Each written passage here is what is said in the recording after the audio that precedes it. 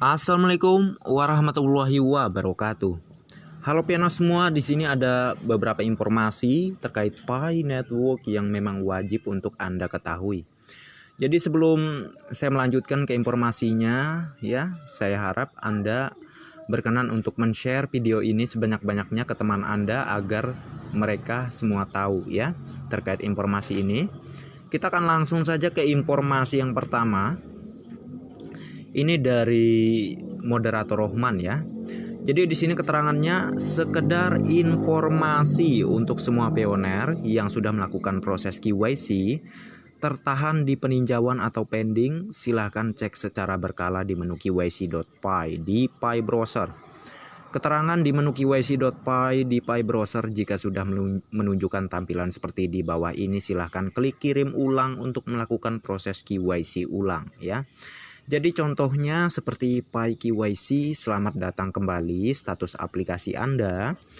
Terapkan KYC tidak disetujui, maaf, aplikasi KYC Anda dibuang, kirim ulang. Nah ya, jadi yang dimaksudkan oleh moderator @rohman ini gitu ya, @rohman79 ini, yang mana ini adalah terkait KYC, yang mana KYC tersebut itu sudah, yang mana kalian sudah melakukan proses KYC gitu maksudnya, namun terpending, tertahan gitu ya. Silahkan cek secara berkala ya di menu browser kalian ya.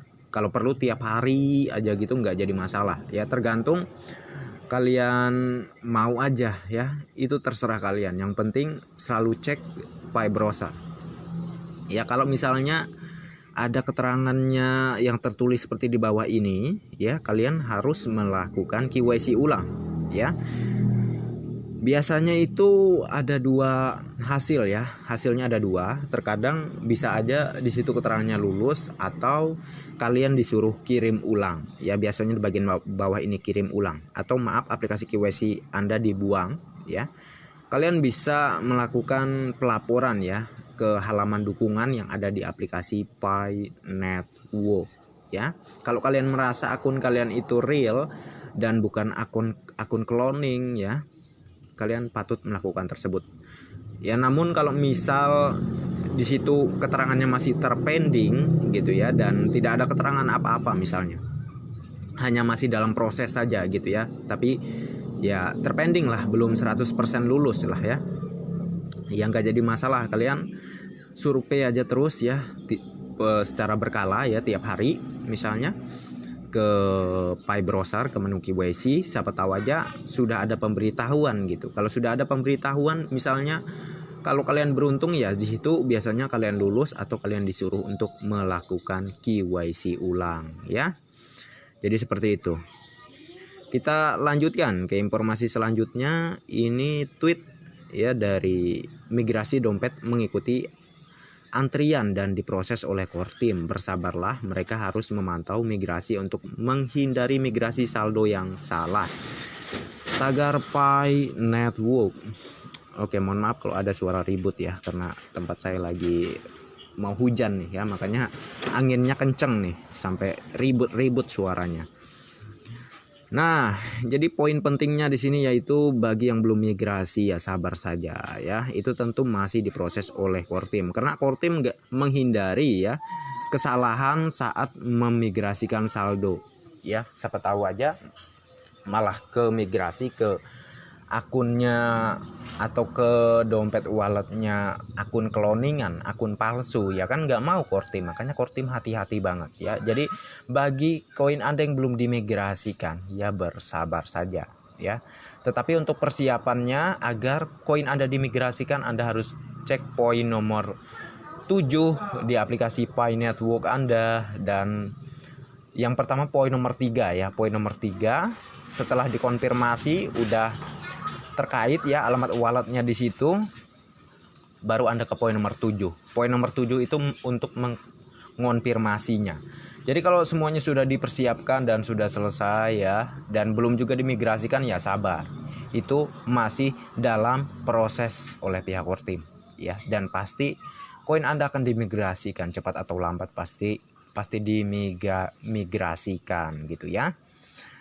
Oke, kita akan melanjutkan beberapa informasi lainnya. Ini dari PNews, yang mana ini media berita resmi Pi Network ya. Jadi media berita resmi Pi Network di sini mengabarkan periode jaringan tertutup Mainnet saat ini memungkinkan Pi Network untuk fokus pada dua prioritas, KYC massal dan pembangunan utilitas ekosistem. Keduanya merupakan langkah penting menuju EP Core Team, tujuan akhir membangun sebuah ekosistem yang layak untuk bersiap-siap untuk open mainnet ya. Jadi KYC dan juga pembangunan utilitas atau ekosistem ya, yang akan segera membawa kita ke open mainnet. Kalau dua ini sudah selesai, otomatis ya kita akan segera ke open mainnet ya. Dan kalau terkait KYC sendiri sih kemungkinan besar sudah hampir 40 jutaan. Udah 40 juta mungkin sampai dengan hari ini. Mengapa saya berani bilang demikian? Karena secara survei dari Pak Abner beberapa hari sebelumnya, itu pioner yang sudah lulus ada 31 juta atau 32 juta ya. Pokoknya 30 juta lebih lah sudah ya. Kemungkinan besar karena juga ada informasi dari core team yang mana sudah ditingkatkan ya untuk KYC ini ya. Kemungkinan besar sampai dengan hari ini sudah ada 40 juta pioner yang udah lulus KYC ya. Nggak salah dong kalau kita berasumsi ya, karena kita berdasarkan perhitungannya aja dan juga berdasarkan informasi dari situs resmi core team bahwa mereka memang sedang membangun sistem KYC ini semakin signifikan ya peluncurannya gitu ya. Jadi bisa saja itu bisa lebih 40 juta mungkin atau hampir 40 juta mungkin sekarang yang sudah lulus KYC ya. Nah, oke, jadi ada yang bertanya nih pasti. Terus kami yang belum KYC gimana bang? Ya sabar ya, ya sabar. Pihak core team kan sudah ngomong semua pioner tidak ada yang dilewatkan, semuanya pasti ya. Pasti melewati KYC, nggak ada satupun yang dilewatkan ya. Mau itu udah open mainnet kek ya, nggak jadi masalah, kalian tetap akan bisa melakukan KYC. Cuman beda halnya kalau sudah open mainnet itu kalian gampangnya itu tinggal masuk aja ke aplikasi Pi Browser, masuk ke menu KYC, kalian bisa langsung melakukan KYC ya. Itulah perbedaan di fase open mainnet dan di fase enclosed mainnet ini. Di fase open mainnet bukan kalian yang menunggu KYC ya, tetapi sistem KYC yang menunggu kalian untuk melakukan KYC ya. Kok abang berani bilang demikian? Saya berdasar loh, apa yang saya sampaikan ini berdasar dari pernyataan langsung dari moderator Indonesia kalau tidak salah ya, Ed Rohman juga yang mengabarkan bahwa kedepannya saat open mainnet ya, saat open mainnet itu kalau tidak salah dari moderator Rohman ya, atau moderator luar negeri, saya agak lupa juga, sudah ada seminggu lebih informasinya itu bahwa setelah open mainnet itu memang pioners akan mudah untuk KYC-nya seperti yang saya jelaskan barusan tadi gitu ya. Jadi nggak usah khawatir, tidak ada yang dilewatkan satu pioners pun ya. Dan kita melanjutkan, ini ada sebuah tweet juga.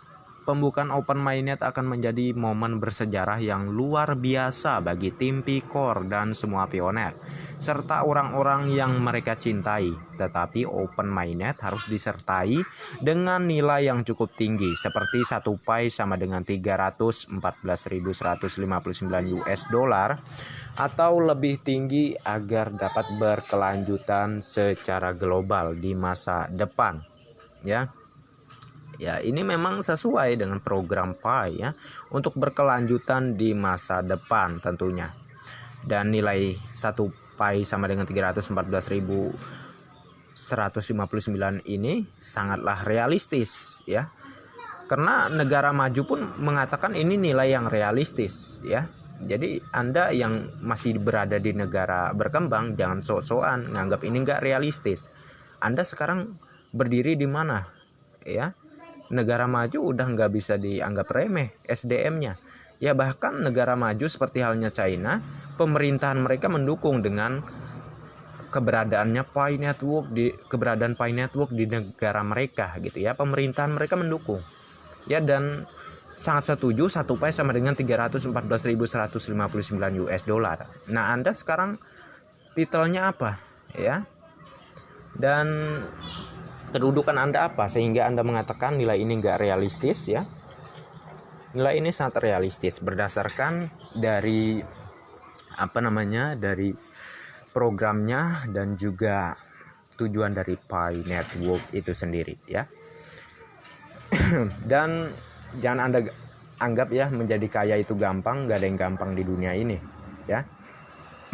Ini harganya tinggi ya, tentu perlu proses. Pihak core team harus benar-benar menyempurnakan semuanya agar pantas nilai Pi ini bisa sesuai dengan nilai GCP ya. Makanya sekarang ini masih dalam proses.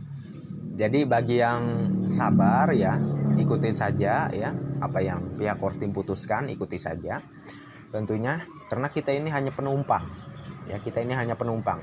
Yang pemilik proyek itu adalah Dr. Nicholas dan Dr. Cheng Diovan.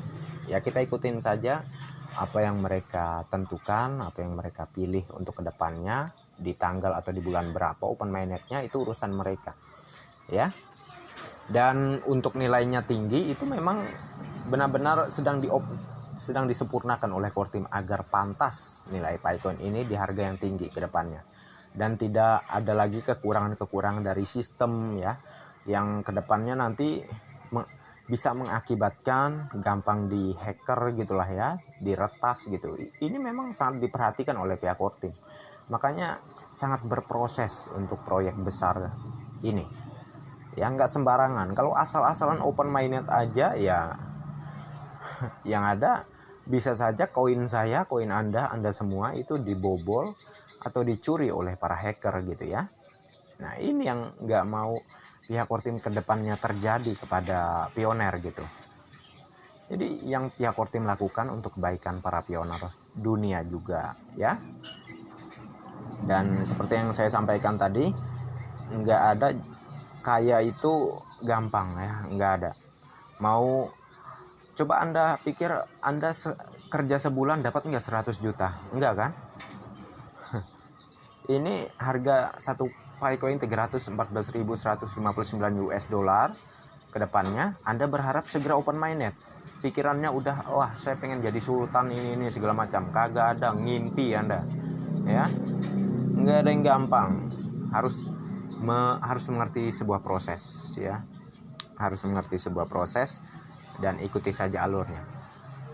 Kenapa proyek ini belum juga open mainnet? Karena memang pihak core team sedang benar-benar ya mensesuaikan agar nanti saat open mainnet pantas dengan harga 314.159 US dollar gitu ya.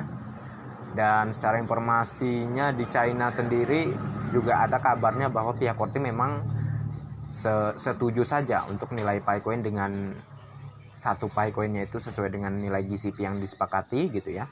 Tetapi ya berilah pihak core team kesempatan untuk benar-benar bisa memantaskan nilai Pi ini sesuai dengan nilai GCP tersebut gitu ya. Jadi wajar kalau sekarang ini masih dalam proses untuk menuju ke open mainnet ya. Jadi semoga dipahami dan dimengerti para pioner semua. Mohon maaf ya ada suara ribut ini karena anginnya kenceng banget gitu ya. Oke sahabat pioners, jadi ini saja yang bisa saya bahas ya. Dan saya harap kalian share video ini sebanyak-banyaknya ke teman kalian agar mereka pun juga tahu dan teredukasi tentunya. Dan jangan sampai mereka melakukan transaksi di bawah nilai GCP ya. Setidaknya dengan video ini bisa menyadarkan mereka sehingga mereka tidak melakukan transaksi di bawah nilai GCP ya. Karena bakal sangat menyesal gitu kalau pas di open mainnet ya, pas akhirnya nilainya sesuai dengan GCP, karena Anda sudah menghamburkan koin Anda dengan harga murah, Anda jadi nyesel gitu. Kenapa saya kemarin nggak simpen aja, nggak tahan aja dulu koin saya gitu ya kan. Nah jadi daripada Anda sedekah ke kaum serok gitu ya, ke tukang serok gitu ya, yang membeli koin Anda dengan harga Rp5.000 sampai dengan Rp6.000, lebih baik Anda pikirkan sedekah Anda di masa mendatang gitu ya. Banyak Anda bisa melakukan sedekah ini itu segala macam ketimbang Anda sedekah dengan harga satu pai koinnya Rp5.000 gitu ya kan.